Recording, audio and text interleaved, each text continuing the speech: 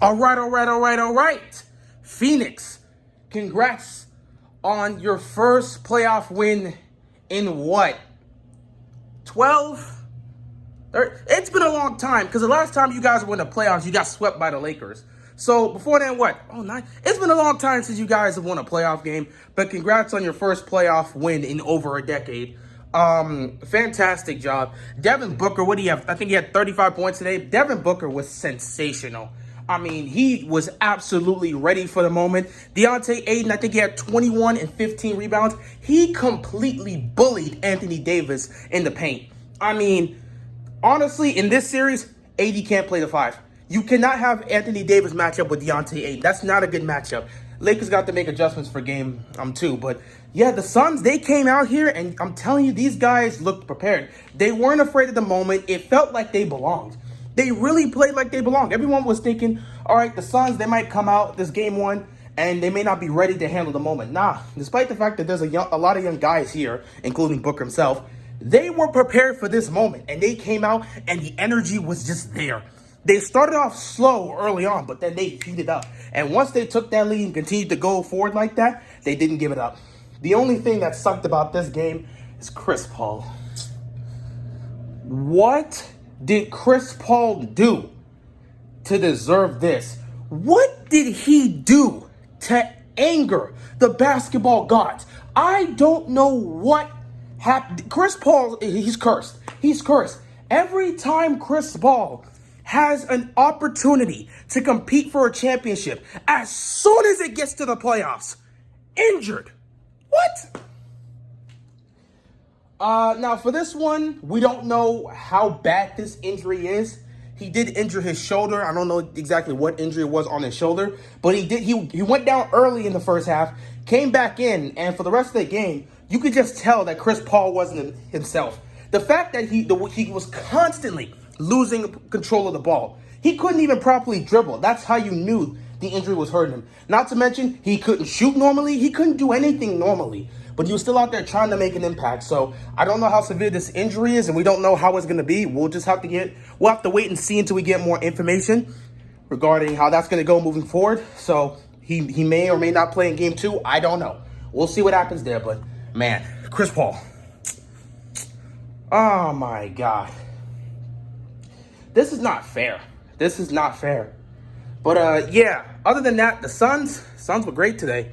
They were ready for the moment. They matched and even surpassed the energy and overall intensity the Lakers tried to bring in this game early on, and they never took their foot off the gas pedal.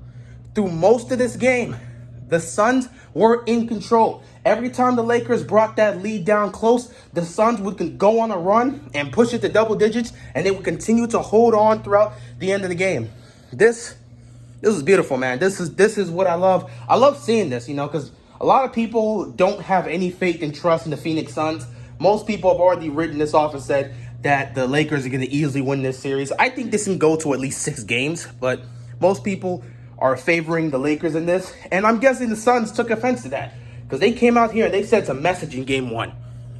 And, we got to look out for them, man. They're not going to sit back and let the Lakers do whatever they want. And considering the way they were able to play today, and they were matching the intensity, honestly, you got to give them credit. But at the same time, there is some worries, and when it comes to Laker fans, looking at how this game ended up, considering the fact that the team overall didn't play well, you as a Laker fan see this and we got to make adjustments, but overall we should be fine. Because, they looked at their best. Well, they didn't really look at their best because of CP3 being injured, but for the most part, when you got DeAndre Ayton balling, you got freaking Devin Booker balling, the team was shooting well. You could have played better than what the Phoenix Suns put out here in game one, unless Chris Paul was healthy and stuff. If Chris Paul was playing well, man, they would have blew these guys out. But yeah, if you're a Lakers fan, you just got to see a couple adjustments. But for the Phoenix Suns, you got to like what you see, what you do. You got to like overall how you played today because the intensity was there, the aggressiveness was there.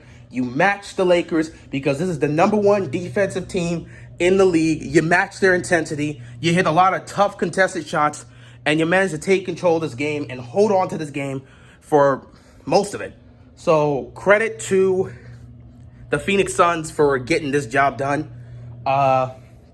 Now your focus shifts to how Chris Paul's condition is going to be for game 2 and further on, because if this injury starts to bother him the way all his injuries bother him, your chance at competing for a title is in serious, serious trouble. But you know what? Right now, celebrate your first playoff win in over a decade, and then focus on Chris Paul and specifically what he needs to do in terms of how his injury is going to go and how that's going to progress moving forward. As for the Lakers, man, Lakers. It's game 1. Most Laker fans aren't worried.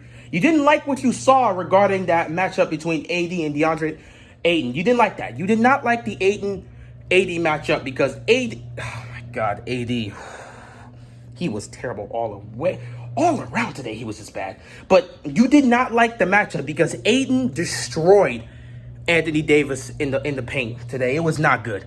It was not good. So I really do not believe you can play AD at the 5 because you do not want that matchup. Probably, at that point, you may want to use Drummond more so for that matchup, see what he can do. They'll make adjustments regarding that. But yeah, defensively, for the most part, you guys were still doing your thing. You held the Suns to under 100 points, so it's not like the defense was the issue for the Lakers today. Yeah, there were times where you messed up on a couple assignments, but overall, I think the defense was nice. The defense is what kept you guys in this game for the most part. The issue comes in offensively. The team as a whole shot poor today. Very, very poor. You shot poor today. It's something you have to improve on moving forward. You can't shoot as poor as you guys were shooting today, which I don't think the Lakers are going to do that in game 2. But the real issue comes in when we talk about the two main guys, LeBron and Anthony Davis. Anthony Davis finished the game with, I believe, 13 points on 5 of 16 shooting. Anthony Davis was terrible all game. You did not feel this man's presence. He did not put his will in this game. You couldn't really feel anything from Anthony Davis. And if that is the case, it's not going to be good for you in this series. AD has got to step up. You can't have him getting bullied by DeAndre Ayton, and at the same time, offensively, he's shooting poorly. You can't have that from him. You can't. You're going to need more from Anthony Davis. He's going to need to step up. If Anthony Davis cannot show up and ball out in this series, the Lakers will be in serious danger of losing in this first-round matchup. So you're going to need more from Anthony Davis. But more importantly, LeBron James. Oh, boy. I don't know what happened. LeBron started this game off hot. Early on in the first quarter, putting up 8 points. He started the game off nice and fine. Everyone's like, all right, here we go. LeBron finna take off. Lakers finna take off. This is why they're the favorites. And then throughout the rest of the game, you didn't feel this man's presence. He ended the game with 18 points. I don't know where LeBron was offensively. Granted, they were double teaming him. So there is some level of leniency there when he's getting double teamed. But at the same time, LeBron just wasn't aggressive at all. He wasn't really aggressive in trying to get to the basket. You weren't really seeing LeBron put his will onto this game. He wasn't enforcing his will. You weren't really seeing LeBron be as aggressive as, you expect him to. It was one of those type of games where LeBron got passive again and he was trying to get everyone else involved instead of looking to get aggressive and try to set the tone that way. That probably could have helped out, and maybe that could have helped ignite something with Anthony Davis. But, when LeBron is playing like this and he's having a passive game, the team's probably not going to win. That's just how it is. But, yeah, LeBron, game 2, he's got to step up. He's got to be more aggressive. He could still look to get everyone involved. That's what LeBron's going to do. But he's got to get aggressive. He's got to get aggressive offensively. And again, free throw shooting. There's nothing you can do. This is how LeBron is as a free throw shooter. But one person I know that should have been better from the free throw line today, Anthony Davis. What was that? Step up. Be better. But LeBron, free throw shooting, you just kind of got to deal with it. Overall, the Lakers need to make some adjustments. Please do not put Anthony Davis on Ayton. Do not do that. Please. Because I'm telling you, Ayton's going to continue to eat in the paint if you keep leaving AD there. So switch that matchup with somebody else. If you want to put Drummond there, cool. If you want to put Gasol there, go ahead. But just no AD. And other than that, the team as a whole just got to shoot better. LeBron has to be more aggressive. And AD's just got to wake up and do something, man. Jeez, wake up. Why are you shooting so poor from the field? Wake up. Overall, it's a great win for the Phoenix Suns. And I'm interested to see how the series is going to go. I still think this is going to be a 6-game series. And I'm going to still go with the Lakers, though. I would love if the Phoenix Suns can win this. This would do so much for Phoenix if they can win this. If they beat the Lakers, Phoenix could potentially just go all the way to the finals. If you could take down the Lakers, you're most likely going all the way to the finals.